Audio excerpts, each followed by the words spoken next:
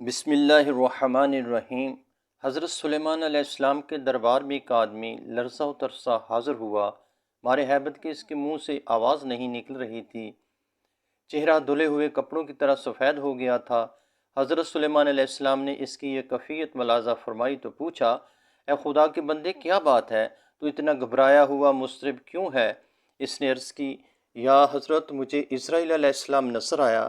اس نے مجھ پر ایسی غضب آلود نظر ڈالی کہ میرے ہوش و حواس گم ہو گئے، رواں رواں تھرا گیا۔ اب بار بار اسرائیل علیہ السلام کی وہ صورت آنکھوں کے سامنے آتی ہے، اس لیے مجھے کسی گھڑی بھی چین نہیں آ رہا۔ اس لیے التجا کی کہ آپ ہوا کو حکم دے کہ وہ مجھے یہاں سے ہزاروں میل دور ملک ہندوستان میں چھوڑ آئے۔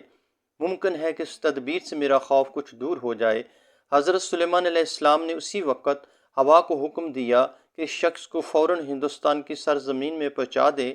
جو ہی اس شخص نے قدم زمین پر رکھا، وہاں اسرائیل علیہ السلام کو منتظر پایا۔ آپ نے اللہ کے حکم سے اس کی روح قبض کر لی۔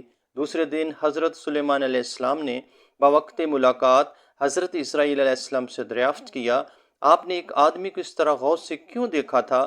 کیا تمہارا ارادہ اس کی روح کو قبض کرنا تھا یا پھر اس بیچارے کو غریب الوطنی میں لاوارث کرنا تھا؟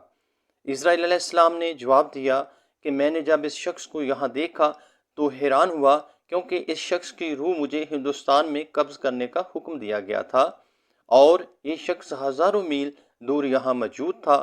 حکم الہی سے میں ہندوستان پہنچا تو میں نے اس کو وہاں پایا۔